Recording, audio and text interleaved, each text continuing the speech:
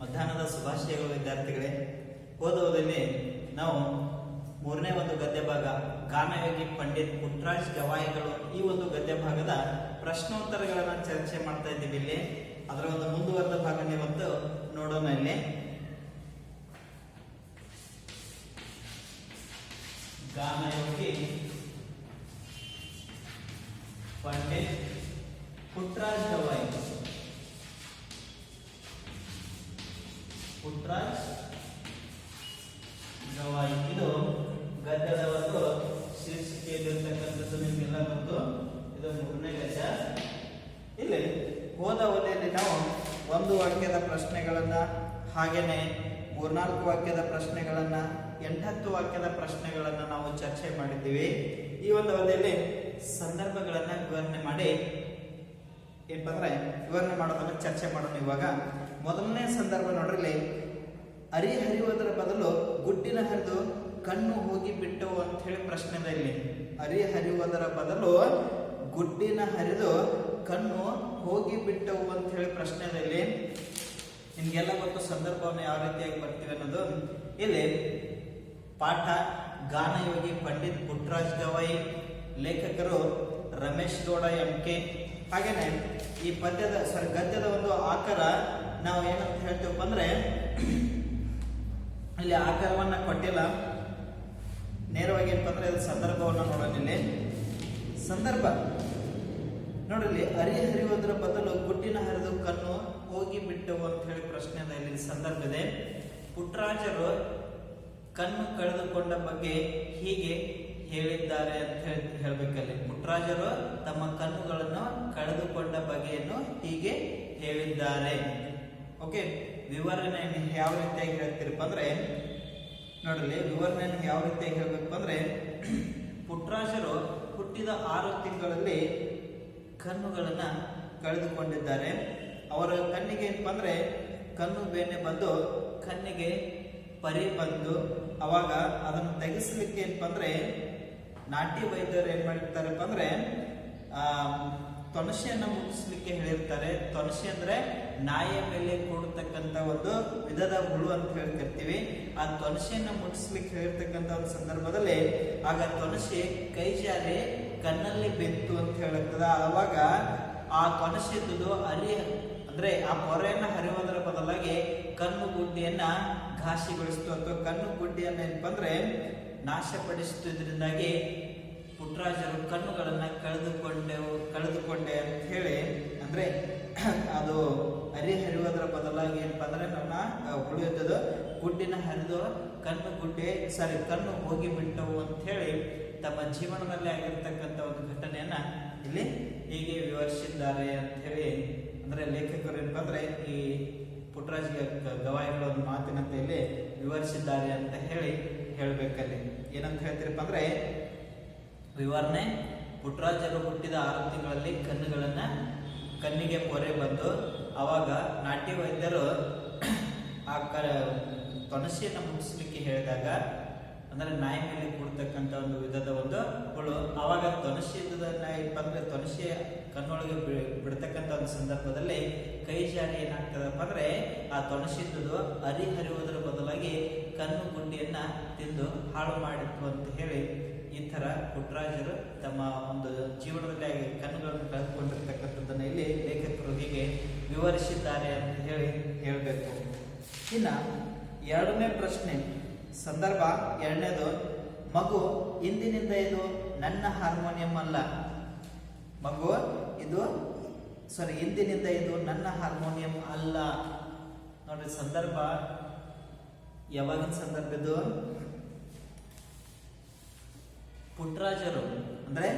ಪುಟ್ಟರಾಜರು ತಮ್ಮ ಮಾವನನ್ನ ಕಂಡು ಹೆದರಿ ಹೀಗೆ ಹೇಳಿದನು ಅಂತ ಹೇಳಿ, ಅಂದ್ರೆ ಪುಟ್ಟರಾಜನು ಹಾರ್ಮೋನಿಯಂ ನುಡಿಸುವ ಸಂದರ್ಭದಲ್ಲಿ ಮಾವ ಬಂದಾಗ ಹೆದರಿ ಹೀಗೆ ಹೇಳಿದರು ಅಂತ ಹೇಳ್ಬೇಕಲ್ಲೇ.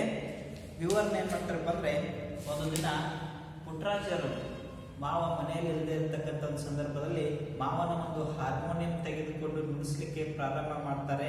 ಅವಾಗ ಅದರಿಂದ ಉದ್ಭವವಾಗಿರ್ತಕ್ಕಂಥ ಒಂದು ನಾದ ಅದು ಮನೆಯೊಳಗೆ ಮನೆ ಹೊರಗೆಲ್ಲ ಅದು ಪಸರಿಸಿ ಊರಲ್ಲಿರ್ತಕ್ಕಂಥ ಜನ ಏನಪ್ಪ ಅಂದ್ರೆ ಮನೆಗೆ ತುಂಬಿಕೊಂಡು ಬಿಡ್ತಾರೆ. ಅದೇ ಸಂದರ್ಭದಲ್ಲಿ ಹೊಲಕ್ಕೆ ಹೋಗಿರ್ತಕ್ಕಂಥ ಮಾವ ಚಂದ್ರಶೇಖರಯ್ಯನವರು ಏನ್ ಮಾಡ್ತಾರಪ್ಪ ಅಂದ್ರೆ ಮನೆ ಹತ್ರ ಬರ್ತಾರೆ. ಅವರು ಕೂಡ ಏನಪ್ಪ ಅಂದ್ರೆ ಆ ನಾದವನ್ನ ಕೇಳ್ತಾರೆ. ಯಾರೋ ಮಹಾನ್ ಪುರುಷರು ಬಂದು ನುಡಿಸ್ತಾ ಇರ್ಬೇಕು ಅಂತ ಹೇಳಿ ಅಲ್ಲೇ ಒಳಗಡೆ ಬಂದಾಗ ತನ್ನ ಹಳೆಯನ್ನ ಕಂಡು ಏನಪ್ಪ ಅಂದ್ರೆ ಆಶ್ಚರ್ಯಚಕಿತರಾಗ್ತಾರೆ. ಅವಾಗ ಮಾವನ ಪಾದದ ಸಪ್ಪಳಗಳನ್ನ ಕೇಳಿ ಅಲ್ಲೇ ವಿಚಲಿತನಾಗಿರ್ತಕ್ಕಂಥ ಏನಪ್ಪ ಅಂದ್ರೆ ಪುಟ್ಟಯ್ಯ ಅಂದ್ರೆ ಪುಟ್ಟರಾಜರು ತಮ್ಮ ಒಂದು ಹಾರ್ಮೋನಿಯಂ ನುಡಿಸುವುದನ್ನ ಬಿಟ್ಟು, ಮಾವ ತಪ್ಪಾಯ್ತು, ಕ್ಷಮಿಸು, ನಿನ್ನ ಏನಪ್ಪ ಅಂದ್ರೆ ನೀನ್ ಮುಟ್ಟು ಎಂದ್ರು ನಾನು ಎಂದಿಗೂ ನಿನ್ನ ಹಾರ್ಮೋನಿಯಂ ಮುಟ್ಟುವುದಿಲ್ಲ ಅಂತ ಹೇಳಿ ಮಾವನ ಪಾದಗಳಿಗೆ ಅಲ್ಲೇ ಪುಟ್ಟರಾಜರು ಬೀಳ್ತಾರೆ. ಅವಾಗ ಮಾವ ಹೇಳ್ತಾರಲ್ಲಿ ಅಂದ್ರೆ ಮಾವ ಹೇಳ್ತಾರೆ ಏನಂದ್ರೆ ಅಳ್ತಾ ಇರ್ತಕ್ಕಂಥ ಏನಂದ್ರೆ ಆ ಮಗುವನ್ನ ಏನಂದ್ರೆ ಅಲ್ಲೇ ತಂದ್ಕೊಂಡು ಹೇಳ್ತಾರೆ, ಇಲ್ಲಿ ಮಗು ಇಂದಿನಿಂದ ಇದು ನನ್ನ ಹಾರ್ಮೋನಿಯಂ ಅಲ್ಲ, ಇದು ನಿನ್ನದೇ, ಅದು ನಿನ್ನ ಆಸ್ತಿ ಅಂತ ಹೇಳಿ ಏನ್ ಮಾಡ್ತಾರಪ್ಪ ಅಂದ್ರೆ ತಮ್ಮ ಹಾರ್ಮೋನಿಯಂ ಅನ್ನ ಪುಟ್ಟರಾಜ್ ಅವರಿಗೆ ಕೊಡ್ತಾರೆ ಅಂತ ಹೇಳಿ ಇಲ್ಲಿ ಹೇಳ್ಬೋದು. ಇಲ್ಲಿ ಅಂದ್ರೆ ಈ ರೀತಿಯಾಗಿ ನಾವು ಸಂದರ್ಭವನ್ನ ವಿವರಿಸಿ ಹೇಳಬೇಕಾಗ್ತದೆ. ಅಲ್ಲಿ ಅಂದ್ರೆ ಸಂದರ್ಭ ಏನ್ ಹೇಳ್ತೀವಪ್ಪ ಅಂದ್ರೆ ಪುಟ್ಟರಾಜರು ಮಾವನ ಹಾರ್ಮೋನಿಯಂ ನುಡಿಸುತ್ತಿದ್ದಾಗ ಮಾವನನ್ನ ಕಂಡು ಏನಪ್ಪ ಅಂದ್ರೆ ಈ ರೀತಿ ಹೆದರಿ ಹೇಳಿದರು ಅಂತ ಹೇಳಿ ಏನಪ್ಪ ಅಂದ್ರೆ ಹೆದರಿದಾಗ ಮಾವ ಪುಟ್ಟರಾಜನಿಗೆ ಹೀಗೆ ಹೇಳಿದರು ಅಂತ ಹೇಳಿದ್ರು. ಇಂದಿನಿಂದ ಮಗು ಇಂದಿನಿಂದ ಇದು ನನ್ನ ಹಾರ್ಮೋನಿಯಂ ಅಲ್ಲ ಅಂತ ಹೇಳಿ. ಅಂದ್ರೆ ಪುಟ್ಟರಾಜರು ಸಂದರ್ಭ ಮತ್ತೊಂದ್ಸರಿ ಹೇಳ್ತೀನಿ. ಪುಟ್ಟರಾಜರು ಏನಪ್ಪ ಅಂದ್ರೆ ಮಾವನ ಹಾರ್ಮೋನಿಯಂ ತೆಗೆದುಕೊಂಡು ನುಡಿಸುತ್ತಿದ್ದಾಗ ಮಾವ ಬಂದು ಏನಪ್ಪ ಅಂದ್ರೆ ಮಾವನ ಪಾದ ಸಪ್ಪಳಗಳು ಕೇಳಕ್ಕೂ ಮಾವ ಬಂದಾಗ ಹೆದರಿದಾಗ ಮಾವ ಪುಟ್ಟರಾಜರು ಈ ಮೇಲಿನಂತೆ ಹೇಳಿದರು ಅಂತ ಹೇಳ್ಬೇಕಲ್ಲಿ ವಿವರಣೆ ಅದ ನುಡಿಸ್ತಕ್ಕಂಥ ಸಂಗತಿಗಳನ್ನೆಲ್ಲ ಹೇಳ್ಬೇಕಂದ್ರೆ ಯಾವ ರೀತಿಯಾಗಿ ಅಂದ್ರೆ ಪುಟ್ಟರಾಜರು ಮಾವ ಮನೆಯಲ್ಲಿ ಇಲ್ಲದೆ ಇರ್ತಕ್ಕಂಥ ಒಂದು ಸಂದರ್ಭದಲ್ಲಿ ಹಾರ್ಮೋನಿಯಂ ತೆಗೆದುಕೊಂಡು ನುಡಿಸ್ತಾ ಇರ್ತಾರೆ. ಅವಾಗ ಹಾರ್ಮೋನಿಯಂನಾದ ಅಲ್ಲೇ ಮನೆ ಒಳಗೆ ಹೊರಕ್ಕೆಲ್ಲ ತೋರ್ತದ. ಜನನು ಕೂಡ ಏನಪ್ಪ ಅಂದ್ರೆ ಅದರ ನಾದ ಮಾಧುರ್ಯಕ್ಕೆ ಮನಸ್ಸೊತ್ತು ಅವರು ಕೂಡ ಮನೆಯಲ್ಲೆಲ್ಲ ತುಂಬಿಕೊಳ್ತಾರೆ. ಅದೇ ಒಂದು ಸಂದರ್ಭದಲ್ಲಿ ಮಾವ ಹೊಲಕ್ಕೆ ಹೋಗಿರ್ತಕ್ಕಂಥವ್ರು ಬಂದು ನೋಡಿದಾಗ ಆಶ್ಚರ್ಯಚಕಿತರಾಗ್ತಾರೆ. ಅವರು ಯಾರೋ ಮಹಾನ್ ಪುರುಷರು ಏನಪ್ಪ ಅಂದ್ರೆ ಅಲ್ಲಿ ನುಡಿಸ್ತಾ ಇರ್ಬೇಕು ಅಂತ ಹೇಳಿ ಒಳಗೆ ಬಂದ ಕೂಡಲೇ ಏನಪ್ಪ ಅಂದ್ರೆ ತಮ್ಮ ಹಳೆಯ ಇದ್ದಿರ್ತಕ್ಕಂಥದ್ದು ನೋಡಿ ಆಶ್ಚರ್ಯ ಪಡ್ತಾರಲ್ಲಿ. ಹಾಗೇನೇನಪ್ಪ ಅಂದ್ರೆ ಮಾವನ ಪಾದದ ಸಪ್ಪಳನ್ನು ಕೇಳಿ ಮಗು ಪುಟ್ಟರಾಜ ಏನ್ ಮಾಡ್ತಾರಪ್ಪ ಅಂದ್ರೆ ಮಾವನ ಪಾದಗಳಿಗೆ ಅಂದ್ರೆ ಹಾರ್ಮೋನಿಯಂ ನುಡಿಸೋದನ್ನ ನಿಲ್ಲಿಸಿ ಮಾವನ ಪಾದಗಳಿಗೆ ಏನಪ್ಪ ಅಂದ್ರೆ ನೀನೆಂದೂ ಕೂಡ ಮುಟ್ಟೋದನ್ನು ಕೂಡ ನಾನು ಮುಟ್ಟಲ್ಲ ಅಂತ ಹೇಳಿ ಅಳ್ಳಿಕ್ಕೆ ಪ್ರಾರಂಭ ಮಾಡ್ತಾರೆ. ಅವಾಗ ತಪ್ಕೊಂಡು ಮಗುವನ್ನ ಏನಪ್ಪ ಅಂದ್ರೆ ಅಲ್ಲಿ ಸಮಾಧಾನ ಮಾಡ್ತಾ ಹೇಳ್ತಾರಲ್ಲಿ ಯಾರೋ ಪುಟ್ಟರಾಜರ ಮಾವ ಏನಂತ ಹೇಳ್ತಾರಪ್ಪ ಅಂದ್ರೆ ಮಗು ಇಂದಿನಿಂದ ಇದು ನನ್ನ ಹಾರ್ಮೋನಿಯಂ ಅಲ್ಲ, ನಿನ್ನದು ಅಂತ ಹೇಳಿ, ಇದು ನಿನ್ನ ಆಸ್ತಿ ಅಂತ ಹೇಳಿ ಹೇಳ್ತಾರೆ ಅಂತ ಹೇಳಬೇಕು. ಇನ್ನು ಮೂರನೇ ಪ್ರಶ್ನೆ ನೋಡಿ ಸಂದರ್ಭ. ಅವನು ಬಂದರೆ ಕರೆದುಕೊಂಡು ಹೋಗುತ್ತಾಯಿ. ಅವನು ಬಂದರೆ ಕರೆದುಕೊಂಡು ಹೋಗುತ್ತಾಯಿ ಅಂತ ಹೇಳಿ ಪ್ರಶ್ನೆದಲ್ಲಿ ಇಲ್ಲಿ ಪಾಠ ಗಾನಯೋಗಿ ಪಂಡಿತ್ ಪುಟ್ಟರಾಜ್ ಗವಾಯಿ, ಲೇಖಕರು ರಮೇಶ್ ಗೌಡ MK. ಇದರ ಆಕಾರ ಕೃತಿಯನ್ನ ಹೇಳಿಲ್ಲ. ಇಲ್ಲಿ ಸಂದರ್ಭವನ್ನು ಯಾವ ರೀತಿಯಾಗಿ ಹೇಳ್ತೀವಪ್ಪ ಅಂದ್ರೆ ಅವನು ಬಂದರೆ ಕರೆದುಕೊಂಡು ಹೋಗುತ್ತಾಯಿ ಅಂತೈತಿ. ಇಲ್ಲಿ ಸಂದರ್ಭವನ್ನು ನಾವು ಹೇಗೆ ಹೇಳ್ಬೇಕಂದ್ರೆ ಪಂಚಾಕ್ಷರಿ ಗವಾಯಿಗಳ ಹತ್ರ ಪುಟ್ಟರಾಜ್ ಅವರ ತಾಯಿ ಹೀಗೆ ಕೇಳಿಕೊಂಡರು ಅಂತ ಹೇಳಬೇಕು. ಅಲ್ಲಿ ಪಂಚಾಕ್ಷರಿ ಗವಾಯಿಗಳ ಹತ್ರ ತಾಯಿ ಸಿದ್ದಮ್ಮನವರು ಹೀಗೆ ಕೇಳಿಕೊಂಡರು ಅಂತ ಹೇಳಿ ಹೇಳ್ಬೇಕು. ಆಮೇಲೆ ವಿವರಣೆಯನ್ನ ಯಾವ ರೀತಿಯಾಗಿ ಹೇಳ್ತೀವಪ್ಪ ಅಂದ್ರೆ ಒಮ್ಮೆ ಪಂಚಾಕ್ಷರಿ ಗವಾಯಿಗಳೇನಪ್ಪ ಅಂದ್ರೆ ಸಂಗೀತ ಪಾಠಶಾಲೆ ಇದ್ದದ್ದು ಹೊಳೆ ಆಲೂರಿನಲ್ಲಿ ಕ್ಯಾಂಪ್ ಮಾಡಿರ್ತಕ್ಕಂಥ ಒಂದು ಸಂದರ್ಭದಲ್ಲಿ ಅವಾಗ ತಾಯಿ ಸಿದ್ದಮ್ಮನವರು ಬೆಳೆದು ದೊಡ್ಡವನಾಗಿರ್ತಕ್ಕಂಥ ಪುಟ್ಟರಾಜನನ್ನ ಕಾಣಲಿಕ್ಕೆ ಬರ್ತಾರೆ. ಅವಾಗ ಸಕಲ ಸಂಗೀತ ವಿದ್ಯೆಗಳಲ್ಲಿ ಪಾರಂಗತನಾಗಿರ್ತಕ್ಕಂಥ ಪುಟ್ಟರಾಜನನ್ನ ಕಂಡು ಏನ್ ಮಾಡ್ತಾರಪ್ಪ ಅಂದ್ರೆ ಅವನನ್ನ ಮನೆಗೆ ಕರೆದುಕೊಂಡು ಹೋಗ್ಬೇಕಂತ ಹೇಳಿ ನಿರ್ಧಾರ ಮಾಡಿಕೊಂಡು ಅವರ ಗುರುಗಳಾಗಿರ್ತಕ್ಕಂಥ ಪಂಚಾಕ್ಷರಿ ಗವಾಯಿಗಳಿಗೆ ಶರಗೊಡ್ಡೆ ಕೇಳ್ಕೊಳ್ತಾರೆ. ಏನಂತ ಮಗನನ್ನ ಮನೆಗೆ ಕಳುಹಿಸಿ ಕೊಡಿ ಅಂತ ಹೇಳಿ ಕೇಳಿದಾಗ ಅವರು ಪಂಚಾಕ್ಷರಿ ಗವಾಯಿಗಳು ಹೇಳ್ತಾರೆ ವಾತ್ಸಲ್ಯದಿಂದ ಅವನು ಬಂದರೆ ಕರೆದುಕೊಂಡು ಹೋಗುತ್ತಾಯಿ ಅಂತ ಹೇಳಿ ಈ ರೀತಿಯಾಗಿ ವಾತ್ಸಲ್ಯಪೂರ್ಣವಾಗಿ ಹೇಳ್ತಾರೆ ಅಂತ ಹೇಳಿ ಹೇಳಬೇಕಿದೆ. ಮುಂದಿನದಾಗಿ ನಾಲ್ಕನೇ ಪ್ರಶ್ನೆ ನೋಡ್ರಿ. ನಾಲ್ಕನೇ ಪ್ರಶ್ನೆ ನಾವು ಯಾವ ರೀತಿಯನ್ನು ಹೇಳ್ಬೋದಂದ್ರೆ ಸಮಾಜದ ಹಣದಿಂದ ನನಗೆ ವಿದ್ಯೆ ಕೊಟ್ಟಿದ್ದಾರೆ ಅಂತ ಹೇಳಿ ಪ್ರಶ್ನೆ ಇದೆ. ಸಮಾಜದ ಹಣದಿಂದ ನನಗೆ ವಿದ್ಯೆ ಕೊಟ್ಟಿದ್ದಾರೆ. ಇಲ್ಲಿ ನಾವು ಗದ್ಯ ಭಾಗವನ್ನು ಏನಪ್ಪ ಅಂದ್ರೆ ಗಾನಯೋಗಿ ಪಂಡಿತ್ ಪುಟ್ಟರಾಜ್ ಗವಾಯಿ ಅಂತ ಹೇಳ್ಬೋದು ರೀ. ಆಮೇಲೆ ಲೇಖಕರು ರಮೇಶ್ ಗೌಡ MK ಅಂತ ಹೇಳಲಾಗ್ತದೆ. ಇಲ್ಲಿ ಸಂದರ್ಭ ಇಲ್ಲಿ ಸಮಾಜದ ಹಣದಿಂದ ನನಗೆ ವಿದ್ಯೆ ಕೊಟ್ಟಿದ್ದಾರೆ ಅಂತ ಹೇಳಿದ್ದೀವಿ ಪ್ರಶ್ನೆ. ಇಲ್ಲಿ ಸಂದರ್ಭ ನಾವು ಯಾವ ರೀತಿಯಾಗಿ ಹೇಳ್ಬೇಕಂದ್ರೆ, ಸಂದರ್ಭ ಪುಟ್ಟರಾಜರು ದೃಢ ನಿರ್ಧಾರ ಮಾಡಿ ತಮ್ಮ ತಾಯಿಗೆ ಈ ಮೇಲಿನ ಮಾತಿನಿಂದ ಸಮರ್ಥಿಸಿದರು ಅಂತ ಹೇಳಬೇಕು. ಪುಟ್ಟರಾಜರು ದೃಢ ನಿರ್ಧಾರ ಮಾಡಿ ತಮ್ಮ ತಾಯಿಗೆ ಈ ಮೇಲಿನಂತೆ ಸಮರ್ಥಿಸಿದರು ಅಂತ ಹೇಳ್ಬೇಕಲ್ಲಿ. ಆಮೇಲೆ ವಿವರಣೆಯನ್ನು ಏನು ಹೇಳ್ತಾರಪ್ಪ ಅಂದ್ರೆ ನೋಡ್ರಿ, ಪುಟ್ಟರಾಜರ ತಾಯಿ ಸಿದ್ದಮ್ಮ ಮಗನನ್ನ ಏನಪ್ಪಂದ್ರೆ ಮನೆಗೆ ಕರೆದುಕೊಂಡು ಹೋಗಲು ಯತ್ನಿಸಿದಾಗ ಪುಟ್ಟರಾಜರು ಅವ್ರಿಗೆ ಹೇಳ್ತಾರಲ್ಲಿ, ನನಗೆ ನನ್ನ ಸರ್ವಸ್ವವು ಕೂಡ ನನ್ನ ಗುರುಗಳು, ಅವರು ಸಮಾಜದ ಹಣದಿಂದ ನನಗೆ ವಿದ್ಯೆಯನ್ನು ಕೊಟ್ಟಿದ್ದಾರೆ, ಸಮಾಜದ ಋಣವನ್ನು ತೀರಿಸಿದೆ, ನಾನು ನಿನ್ನ ಜೊತೆ ಹೇಗೆ ಬರಲಿ, ನೀನೇ ಹೇಳು ತಾಯಿ ಅಂತ ಹೇಳ್ತಾನಲ್ಲಿ. ಅದಕ್ಕಾಗಿ ಭವದಲ್ಲಿ ಎಲ್ಲ ಬಂಧಗಳನ್ನು ನಾನು ತೊಡೆದು ಹಾಕಿರುವೆ, ಗುರು ಪಂಚಾಕ್ಷರಿ ನನಗೆ ಏನಪ್ಪ ಅಂದ್ರೆ ಸರ್ವಸ್ವ, ಅವರ ಆಜ್ಞಾಧಾರಕ ನಾನು, ನನ್ನ ಮಗನ ನೀನು ಅಂದ್ರೆ ನಾನು ನಿನ್ನ ಮಗ ಅಂತಕ್ಕಂಥ ಒಂದು ಭಾವನೆಯನ್ನ ಏನಪ್ಪ ಅಂದ್ರೆ ನೀನು ಅಥವಾ ಭಾವವನ್ನು ನೀನು ತೊಡೆದು ಹಾಕು, ನನ್ನನ್ನು ಸಮಾಜಕ್ಕೆ ಅರ್ಪಿಸು ಅಂತ ಹೇಳಿ ಈ ರೀತಿಯಾಗಿ ಏನಪ್ಪ ಅಂದ್ರೆ ಪುಟ್ಟರಾಜರು ತಾಯಿಗೆ ಸಮರ್ಥಿಸ್ತಾರೆ ಅಂತ ಹೇಳ್ಬೇಕಲ್ಲಿ. ಅಂದ್ರೆ ಈ ರೀತಿಯಾಗಿ ಏನಪ್ಪ ಅಂದ್ರೆ ಸಮಾಜದ ಹಣದಿಂದ ನನಗೆ ವಿದ್ಯೆ ಕೊಟ್ಟಿದ್ದಾರೆ ಅನ್ನೋದನ್ನ ನಾವು ಈ ತರ ವಿವರಣೆಯನ್ನ ನೀಡಬೇಕು. ಗೊತ್ತಾಗ್ತಾ ವಿವರಣೆಯನ್ನ ಅಂದ್ರೆ ಪುಟ್ಟರಾಜರು ತಮ್ಮ ತಾಯಿಗೆ ಏನಪ್ಪ ಅಂದ್ರೆ ಇಲ್ಲಿ ಹೇಳ್ತಾರಲ್ಲಿ, ನನಗೆ ನನ್ನ ಸರ್ವಸ್ವ ಗುರುಗಳು, ಅವರು ಸಮಾಜದ ಹಣದಿಂದ ನನಗೆ ಏನಪ್ಪ ಅಂದ್ರೆ ವಿದ್ಯೆಯನ್ನು ಕೊಟ್ಟಿದ್ದಾರೆ, ಸಮಾಜದ ಋಣವನ್ನು ತೀರಿಸಿದೆ, ಅದು ಹೇಗೆ ನಿನ್ನ ಜೊತೆ ಬರಲಿ ಹೇಳು ತಾಯಿ ಅಂತ ಕೇಳ್ತಾರಲ್ಲಿ. ಹಾಗೇನೇನಪ್ಪ ಅಂದ್ರೆ ಭವದಲ್ಲಿಯ ಎಲ್ಲ ಬಂಧಗಳನ್ನು ನಾನು ಇಲ್ಲಿ ತೊಡೆದು ಹಾಕಿರುವೆ, ಗುರು ಪಂಚಾಕ್ಷರ ತೋರುವ ಮಾರ್ಗದಲ್ಲಿ ಏನಪ್ಪ ಅಂದ್ರೆ ಅಂದ್ರೆ ಅವರೇ ನನ್ನ ಸರ್ವಸ್ವ, ಅವರ ಒಂದು ಆಜ್ಞಾಧಾರಕ ನಾನು ನಿನ್ನ ಮಗ ಅಂತಕ್ಕಂಥ ಒಂದು ಭಾವವನ್ನ ನೀನು ಬಿಟ್ಟು ಹಾಕು, ನನ್ನನ್ನು ಸಮಾಜಕ್ಕೆ ಏನಪ್ಪ ಅಂದ್ರೆ ಅರ್ಪಿಸು ತಾಯಿ ಅಂತ ಹೇಳಿ ಇಲ್ಲಿ ಪುಟ್ಟರಾಜರ ತಾಯಿಗೆ ಹೇಳ್ತಾರೆ ಅಂತ ಹೇಳ್ಬೇಕಿಲ್ಲ. ಇನ್ನ 5ನೇ ಪ್ರಶ್ನೆ ನೋಡ್ರಿ, ಅವರ ಬಾಹ್ಯ ಕಣ್ಣು ಅಳಿಸಿದ್ದರೂ ಅಂತರಂಗದ ಕಣ್ಣು ಅರಳಿತ್ತು ಅಂತ ಐತಿ. ಅವರ ಬಾಹ್ಯ ಕಣ್ಣು ಅಳಿಸಿದ್ದರೂ ಅಂತರಂಗದ ಕಣ್ಣು ಅರಳಿತ್ತು ಅಂತ ಹೇಳಿ ಪ್ರಶ್ನೆ ಇದೆ ಇಲ್ಲಿ. ಅವರ ಬಾಹ್ಯ ಕಣ್ಣುಗಳು ಅವರ ಬಾಹ್ಯ ಕಣ್ಣು ಅಳಿಸಿದ್ದರೂ ಅಂತರಂಗದ ಕಣ್ಣು ಅರಳಿತ್ತು. ಇಲ್ಲಿ ಪಾಠ ಗಾನಯೋಗಿ ಪಂಡಿತ್ ಪುಟ್ಟರಾಜ್ ಗವಾಯಿ ಅಂತ ಹೇಳ್ಬೇಕು. ಲೇಖಕರು ರಮೇಶ್ ಗೌಡ MK ಅಂತ ಹೇಳ್ಬೇಕಿಲ್ಲಿ. ಇಲ್ಲಿ ನೋಡ್ರಿ, ಅವರ ಬಾಹ್ಯ ಕಣ್ಣು ಅಳಿಸಿದ್ದರೂ ಅಂತರಂಗದ ಕಣ್ಣು ಅರಳಿತ್ತು ಅಂತ ಹೇಳಿ ಪ್ರಶ್ನೆ ಇದೆ ಇಲ್ಲಿ. ಲೇಖಕರು ಪುಟ್ಟರಾಜ್ ಗವಾಯಿಗಳು ಮತ್ತು ಅವರ ಒಂದು ಏನಪ್ಪ ಅಂದ್ರೆ ಗುರುಗಳಾಗಿರ್ತಕ್ಕಂಥ ಪಂಚಾಕ್ಷರಿ ಗವಾಯಿಗಳ ವ್ಯಕ್ತಿತ್ವವನ್ನು ಕುರಿತು ಇಲ್ಲಿ ವಿವರಿಸಿದ್ದಾರೆ ಅಥವಾ ಹೀಗೆ ಹೇಳಿದ್ದಾರೆ ಅಂತ ಹೇಳಬೇಕು. ಲೇಖಕರು ಪುಟ್ಟರಾಜ್ ಗವಾಯಿಗಳು ಮತ್ತು ಅವರ ಗುರುಗಳಾದ ಪಂಚಾಕ್ಷರಿ ಗವಾಯಿಗಳ ವ್ಯಕ್ತಿತ್ವದ ಕುರಿತಾಗಿ ಹೀಗೆ ಹೇಳಿದ್ದಾರೆ ಅಂತ ಹೇಳಬೇಕು.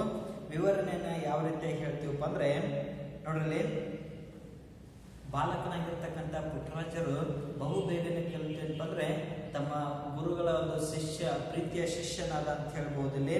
ಅಂದ್ರೆ ಬೇಗನೆ ಗ್ರಹಿಸಿ ಕಲ್ತ್ಕೊಂಡು ಏನಪ್ಪ ಅಂದ್ರೆ ಪ್ರೀತಿಯ ಶಿಷ್ಯನಾದ ಅಂತ ಹೇಳ್ಬೋದು ಇಲ್ಲಿ. ಗುರು ಶಿಷ್ಯರು ಕೂಡ ಏನಪ್ಪ ಅಂದ್ರೆ ಅಂಧರಾಗಿದ್ರು, ಅವರ ಒಂದು ಬಾಹ್ಯ ಕಣ್ಣು ಅಳಿಸಿದ್ದರು, ಅಂತರಂಗದ ಕಣ್ಣು ಅರಳಿತ್ತು ಅಂತ ಹೇಳಾಗ್ತದೆ. ಯಾಕಂದ್ರೆ ಇಬ್ರು ಕೂಡ ಏನಪ್ಪ ಅಂದ್ರೆ ಕುರುಡರಾಗಿರ್ತಾರೆ. ಗುರುನು ಕೂಡ ಕುರುಡನಾಗಿರ್ತಕ್ಕಂಥವ್ರು, ಆಮೇಲೆ ಶಿಷ್ಯನು ಕೂಡ ಕುರುಡನಾಗಿರ್ತಕ್ಕಂಥವ್ನು. ಅಲ್ಲಿ ಗುರುವಾಗಿರ್ತಕ್ಕಂಥ ಪಂಚಾಕ್ಷರಿ ಗವಾಯಿಗಳು ಎಂಥ ಒಂದು ವ್ಯಕ್ತಿತ್ವವನ್ನು ಹೊಂದಿದ್ರಪ್ಪ ಅಂದ್ರೆ, ಶ್ರೇಷ್ಠ ಗುರು ಶಿಷ್ಯರ ಮನಸ್ಸನ್ನ ಮಾತ್ರ ಏನಪ್ಪ ಒಬ್ಬ ಶ್ರೇಷ್ಠ ಗುರು ಮಾತ್ರ ಶಿಷ್ಯರ ಮನಸ್ಸನ್ನ ಓದಬಲ್ಲನು, ಅವನ ಅಭಿಲಾಷೆಗೆ ತಕ್ಕಂತೆ ಏನಪ್ಪ ಅಂದ್ರೆ ಜ್ಞಾನ ಕೊಡುವ ಒಂದು ಶಕ್ತಿ ಶ್ರೇಷ್ಠ ಗುರುವಿಗೆ ಮಾತ್ರ ಸಿದ್ಧಿಸಿರುತ್ತದೆ. ಅಂತ ಒಂದು ಕಾರ್ಯವನ್ನ ಪಂಚಾಕ್ಷರಿ ಗವಾಯಿಗಳು ಏನ್ ಮಾಡ್ರಪ್ಪ ಅಂದ್ರೆ ಮಾಡಿದ್ರು, ಅಂತ ಒಬ್ಬ ಶ್ರೇಷ್ಠ ಗುರುವಾಗಿದ್ರು ಅಂತ ಹೇಳಿ ಲೇಖಕರು ಹೀಗೆ ವಿವರಿಸಿದ್ದಾರೆ ಅಂತ ಹೇಳಿ ಹೇಳ್ಬೇಕಿಲ್ಲಿ. ಓಕೆ, ಇನ್ನ ಬಿಟ್ಟ ಸ್ಥಳಗಳನ್ನ ಸೂಕ್ತ ಪದಗಳಿಂದ ಭರ್ತಿ ಮಾಡಿರಿ ಅಂತ ಹೇಳಿ ಪ್ರಶ್ನೆ ಇದೆ ಇಲ್ಲಿ. ಬಿಟ್ಟ ಸ್ಥಳಗಳನ್ನ ಸೂಕ್ತ ಪದಗಳಿಂದ ಭರ್ತಿ ಮಾಡಿ. ನೋಡ್ರಿ, ಮೊದಲನೇ ಪ್ರಶ್ನೆ ಪುಟ್ಟರಾಜರ ಜನ್ಮಸ್ಥಳ ಅಂತ ಐತಿಲ್ಲಿ. ಪುಟ್ಟರಾಜರ ಜನ್ಮಸ್ಥಳ ಹುಟ್ಟಿರ್ತಕ್ಕಂಥ ಒಂದು ಸ್ಥಳ ಯಾವ್ದಪ್ಪ ಅಂದ್ರೆ ಹಾವೇರಿ ಜಿಲ್ಲೆಯ ಹಾನಗಲ್ ತಾಲೂಕಿನ ಹೊಸಪೇಟೆ ಅಂತಕ್ಕಂಥದ್ದು. ಹಾವೇರಿ ಜಿಲ್ಲೆಯ ಹಾನಗಲ್ ತಾಲೂಕಿನ ಹೊಸಪೇಟೆ ಎಂಬಲ್ಲಿ ಇವರು ಜನಿಸಿದರು ಅಂತ ಹೇಳತ್ತದ. ಪುಟ್ಟರಾಜರು ಟಿಮ್ಟಿಮ್ರಂದು ಜನಿಸಿದರು ಅಂತ ಐತಿಲ್ಲಿ. ಪುಟ್ಟರಾಜರು 1914 ಮಾರ್ಚ್ 3ರಂದು ಜನಿಸಿದರು. ಅಂದ್ರೆ ಅವರ ಜನನ ಯಾವಾಗೈತಪ್ಪ ಅಂದ್ರೆ 1914 ಮಾರ್ಚ್ 3ರಂದು ಜನಿಸಿದರು ಅಂತ ಹೇಳಾಗ್ತದೆ. ಪುಟ್ಟರಾಜರ ಗುರುಗಳ ಹೆಸರು ಪಂಚಾಕ್ಷರ ಗವಾಯಿಗಳು. ಪುಟ್ಟರಾಜರ ಗುರುಗಳ ಹೆಸರು ಪಂಚಾಕ್ಷರ ಗವಾಯಿಗಳು. ಇನ್ನು 4ನೇದು ಪ್ರಶ್ನೆ ಪುಟ್ಟರಾಜರ ಮಾವನ ಹೆಸರು ಅಂತ ಹೇಳಿ ಪ್ರಶ್ನೆ ಇದೆ. ಪುಟ್ಟರಾಜರ ಮಾವನ ಹೆಸರು ಚಂದ್ರಶೇಖರಯ್ಯ. ಪುಟ್ಟರಾಜರ ಮಾವನ ಹೆಸರು ಚಂದ್ರಶೇಖರಯ್ಯ. ಇನ್ನ ಪುಟ್ಟರಾಜರು ಟಿಮ್ಟಿಮ್ರಂದು ಅನಂತದಲ್ಲಿ ಲೀನರಾದರು ಅಂತ ಹೇಳಿ ಪ್ರಶ್ನೆ ಇದೆ. ಪುಟ್ಟರಾಜರು 17/9/2010 ಅನಂತದಲ್ಲಿ ಲೀನರಾದರು. ಪುಟ್ಟರಾಜರು 17/9/2010 ಅನಂತದಲ್ಲಿ ಲೀನರಾದರು. ಮುಂದಿನ ಪ್ರಶ್ನೆ ನೋಡ್ರಿ, ಇಲ್ಲಿ ಅ ಪಟ್ಟಿಯೊಂದಿಗೆ ಬ ಪಟ್ಟಿಯನ್ನ ಹೊಂದಿಸಿ ಬರೆಯಿರಿ ಅಂತ ಹೇಳಿ ಪ್ರಶ್ನೆ ಇದೆ. ಅ ಪಟ್ಟಿಯಲ್ಲಿ ಅದಕ್ಕೆ ತಕ್ಕಂತೆ ಬ ಪಟ್ಟಿಯಲ್ಲಿ ಯಾವ್ದು ಅನ್ನೋದನ್ನ ಈಗ ನೋಡೋಣ. ಇಲ್ಲಿ ಪಾಣಿನಿ ಅಂತ ಹೇಳಿ ಮೊದಲನೇದ ಇದೆ. ಇಲ್ಲಿ ಏನಪ್ಪ ಅಂದ್ರೆ ಹೊಂದಿಸಿ ಬರೆಯೋದು ಪಾಣಿನಿ. ಅದಕ್ಕೆ ಸರಿಯಾಗಿರ್ತಕ್ಕಂಥ ಉತ್ತರ ಯಾವ್ದಪ್ಪ ಅಂದ್ರೆ ಈ ಪಾಣಿನಿ ಅಷ್ಟಾಧ್ಯಾಯಿ ಅಂತ ಹೇಳಿ ಬರ್ತದ. ಆಮೇಲೆ ಶರ್ವವರ್ಮ ಈ ಕಡೆ ಕಾತಂತ್ರ, ಆಮೇಲೆ ಕೇಶಿರಾಜ ಶಬ್ದಮಣಿ ದರ್ಪಣ, ನಿಜಗುಣ ಶಿವಯೋಗಿಗಳು ಕೈವಲ್ಯ ಪದ್ಧತಿ, ಈ ಥರ ನಾವು ಹೊಂದಿಸಿ ಬರೆಯೋದನ್ನ ಹೇಳ್ಬೋದಿಲ್ಲಿ. ಇನ್ನು ಭಾಷಾಭ್ಯಾಸ ನೋಡ್ರಿ, ಸ್ವಂತ ವಾಕ್ಯಗಳನ್ನ ನೀವು ಬರೀರಿ ಅದನ್ನ. ಇನ್ನು ತತ್ಸಮ ತದ್ಭವಗಳು ನೋಡ್ರಿ, ಇಲ್ಲಿ ತತ್ಸಮ ತದ್ಭವಗಳು.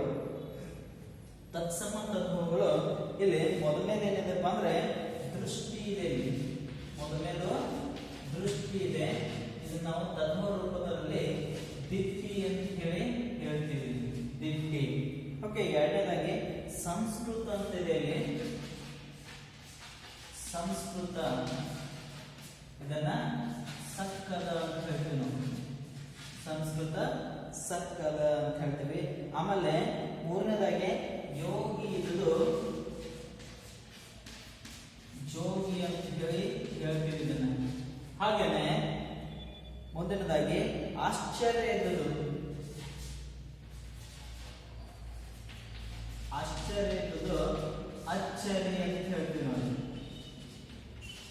ಆಶ್ಚರ್ಯ ಇದ್ದದು ಅಚ್ಚರಿ ಅಂತ ಹೇಳ್ತೀವಿ. ಜ್ಞಾನ ಇದ್ದದನ್ನ ಜ್ಞಾನ ಅಂತ ಹೇಳ್ತೀವಿ. ಜ್ಞಾನ ಜ್ಞಾನ ಅಂತ ಹೇಳಿ ಹೇಳ್ತೀವಿ. ಇವೆಲ್ಲ ಏನಪ್ಪ ಅಂದ್ರೆ ತತ್ಸಮ ತದ್ಭವಗಳು ಅಂತ ಹೇಳಿ ನಾವು ಹೇಳ್ಬೋದು ಇಲ್ಲಿ. ಇನ್ನು ಮುಂದಿನದಾಗಿ ಏನಪ್ಪ ಅಂದ್ರೆ ಕೆಳಗಿನ ಪದಗಳನ್ನ ಬಿಡಿಸಿ ಸಂಧಿ ಹೆಸರಿಸಿ ಅಂತ ಹೇಳಿ ಪ್ರಶ್ನೆ ಇದೆ ಇಲ್ಲಿ. ಇವೆಲ್ಲ ತತ್ಸಮ ತದ್ಭವಗಳು. ಓಕೆ, ಇನ್ನ ಸಂಧಿ ಬಿಡಿಸಿ ಹೆಸರು ಹೇಳ್ತಕ್ಕಂಥದ್ದು.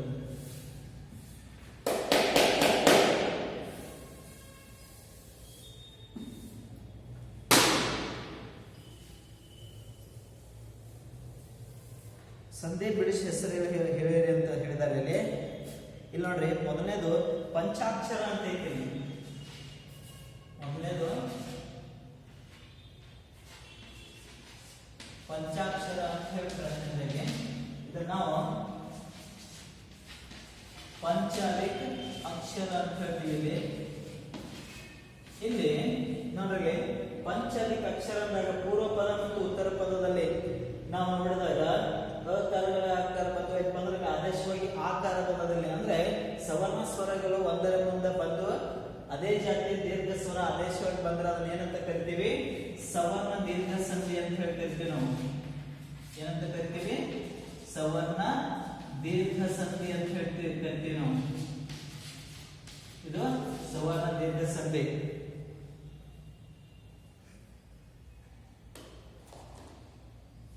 ಇನ್ನು ಎರಡನೇದು ನೋಡ್ರಿ, ಸುವರ್ಣಾಕ್ಷರ ಅಂತ ಐತಿ.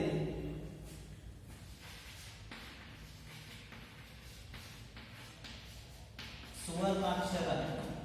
ಇದು ಕೂಡ ಏನಪ್ಪ ಅಂದ್ರೆ ನಾವು ಹೇಗೆ ಹೇಳ್ತೀವಪ್ಪ ಅಂದ್ರೆ ಸುವರ್ಣಾದಿಕ್ ಅಕ್ಷರ. ಇದು ಕೂಡ ಏನಾಗ್ತದಪ್ಪ ಅಂದ್ರೆ ಸುವರ್ಣಾದಿಕ್ ಅಕ್ಷರ, ಸುವರ್ಣಾಕ್ಷರ. ಇಲ್ಲಿ ಕೂಡ ಪೂರ್ವ ಪದದಲ್ಲಿ ಸವರ್ಣ ಸ್ವರಗಳು ಬಂದು ಆದೇಶವಾಗಿ ಇಲ್ಲೇನಾಗಿದೆಪ್ಪ ಅಂದ್ರೆ ದೀರ್ಘ ಸ್ವರ ಬಂದಿದೆ. ಅದಕ್ಕಾಗಿ ನಾವು ಏನಂತ ಕರಿತೀವಪ್ಪ ಅಂದ್ರೆ ಸವರ್ಣ ದೀರ್ಘ ಸಂಧಿ ಅಂತ ಹೇಳ್ತೀವಿ ನಾವು. ಇನ್ನ ಮುಂದಿನದಾಗಿ ಇನ್ನೊಂದು ಅಂತ ಐತಿ ಇಲ್ಲಿ, ಇನ್ನೊಂದು ಅಂತ ಹೇಳಿ ಇದನ್ನ ಹೇಗೆ ಬಿಡಿಸ್ತೀವಪ್ಪ ಅಂದ್ರೆ ಇನ್ನೊಂದು, ಇನ್ನೂ ಅದಕ್ಕೆ ಒಂದು ಅಂತ ಐತಿ.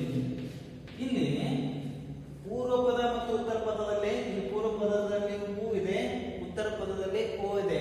ಆದೇಶವಾಗಿ ಏನಾಗಿದೆಪ್ಪ ಅಂದ್ರೆ ಪೂರ್ವ ಪದದಲ್ಲಿರ್ತಕ್ಕಂಥ ಸ್ವರ ಓ ಲೋಪವಾಗಿದೆ, ಆಮೇಲೆ ಉತ್ತರದಲ್ಲಿರ್ತಕ್ಕಂಥ ಓ ಹಾಗೆ ಇದೆ. ಅದನ್ನ ನಾವು ಏನಂತ ಕರಿತೀವಪ್ಪ ಅಂದ್ರೆ ಲೋಪ ಸಂಧಿ ಅಂತ ಹೇಳಿ ಕರಿತೀವಿ. ಏನಂತ ಕರಿತೀವಿ? ಲೋಪ ಸಂಧಿ ಅಂತ ಹೇಳಿ ಕರಿತೀವಿ. ಇನ್ ಮುಂದಿನದಾಗಿ ತನ್ನಿಚ್ಛೆ ಅಂತ ಐತಿ. ತನ್ನಿಚ್ಛೆ ಇಲ್ಲಿ ಯಾವ ರೀತಿ ಹೇಳ್ತೀವಪ್ಪ ಅಂದ್ರೆ ತನ್ನ ಅದಕ್ಕೆ ಇಚ್ಛೆ ಅಂತ ಹೇಳಿ ನಾವು ಬಿಡಿಸಿ ಬರಿತೀವಿ ಇದನ್ನ. ಇಲ್ಲಿ ಪೂರ್ವ ಪದದಲ್ಲಿ ಅ ಇದೆ, ಉತ್ತರ ಪದದಲ್ಲಿ ಈ ಸ್ವರ ಇದೆ. ಆದೇಶವಾಗಿ ಏನಪ್ಪ ಅಂದ್ರೆ ಈನೇ ಉಳ್ಕೊಂಡಿದೆ, ಅಂದ್ರೆ ಪೂರ್ವ ಪದದಲ್ಲಿ ಇರ್ತಕ್ಕಂಥ ಒಂದು ಸ್ವರ ಲೋಪವಾಗಿದೆ. ಅದಕ್ಕಾಗಿ ಇದನ್ನು ಕೂಡ ಏನಂತ ಕರಿತೀವಿ? ಲೋಪ ಸಂಧಿ ಅಂತ ಹೇಳಿ ಹೇಳ್ತೀವಿ. ಇನ್ನ ಮೂರನೇದು ನೋಡ್ರಿ ಸರ್, ನೆಕ್ಸ್ಟ್ ತತ್ವಾನುಯಾಯಿ ಅಂತ ಹೇಳಿ ಪ್ರಶ್ನೆ ಇದೆ ಇಲ್ಲಿ. ತತ್ವಾನುಯಾಯಿ, ತತ್ವಾನುಯಾಯಿ ಅಂತ ಹೇಳಿ ಪ್ರಶ್ನೆ ಐತಿ. ಇದನ್ನ ಯಾವ ರೀತಿ ಬಿಡಿಸ್ಬೇಕಪ್ಪ ಅಂದ್ರೆ ತತ್ವ ಅದಕ್ಕೆ ಅನುಯಾಯಿ ಅಂತ ಹೇಳಿ ಬಿಡಿಸ್ಬೇಕು. ತತ್ವ ಅದಕ್ಕೆ ಅನುಯಾಯಿ. ಇಲ್ಲಿ ನೋಡ್ರಿ ಪೂರ್ವ ಪದ ಉತ್ತರದ ಪದದಲ್ಲಿ ಆಮೇಲೆ ಉತ್ತರ ಪದದಲ್ಲಿ ಕೂಡ ಅನೇ ಸ್ವರ ಬಂದಿದೆ. ಆದೇಶವಾಗಿ ಏನಪ್ಪ ಅಂದ್ರೆ ಇಲ್ಲಿ ನಮಗ ಆ ಬಂದಿರತಕ್ಕಂಥದ್ದು, ಅಂದ್ರೆ ಇದು ಕೂಡ ಏನಾಗಿರಪ್ಪ ಅಂದ್ರೆ ಸವರ್ಣ ದೀರ್ಘ ಸಂಧಿ ಅಂತ ಹೇಳ್ಬೋದು. ಇಲ್ಲಿ ಸವರ್ಣ ದೀರ್ಘ ಸಂಧಿ ಅಂತ ಹೇಳಾಗ್ತದೆ. ಸವರ್ಣ ದೀರ್ಘ ಸಂಧಿ. ಇನ್ ಮುಂದೆ ರುದ್ರಾಕ್ಷಿ ಅಂತ ಐತಿ.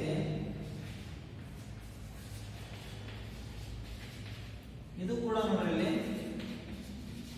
ರುದ್ರ ಅದಕ್ಕೆ ಅಕ್ಷಿ, ರುದ್ರಾಕ್ಷಿ. ಇದು ಕೂಡ ಏನಪ್ಪ ಅಂದ್ರೆ ಸವರ್ಣ ದೀರ್ಘ ಸಂಧಿಗೆ ಉದಾಹರಣೆ ಇದೆ. ಹಾಗೇನೆ ಹಿಮಾಲಯ,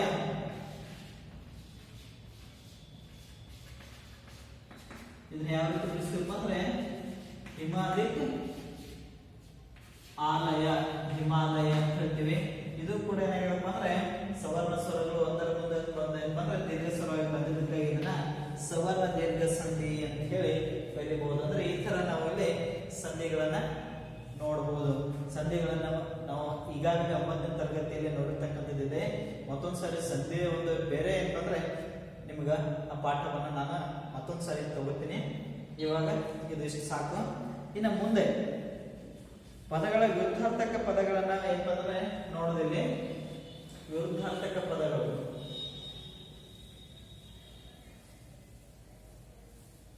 ವಿರುದ್ಧಾರ್ಥಕ ಪದಗಳಂದಾಗ ಈಗ ನೋಡ್ರಿ ವಿರುದ್ಧಾರ್ಥಕ ಪದ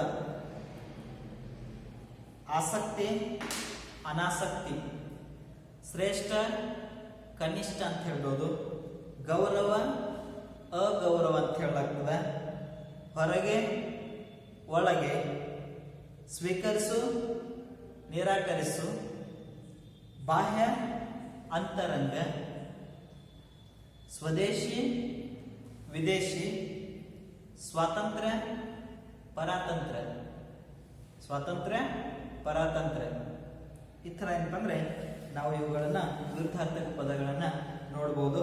ಇವುಗಳನ್ನೆಲ್ಲವೂ ಕೂಡ ಏನಪ್ಪ ಅಂದ್ರೆ ನಿಮ್ಮ ನೋಟ್ ಪುಸ್ತಕದಲ್ಲಿ ಸರಿಯಾಗಿ ಬರೆಯಿರಿ.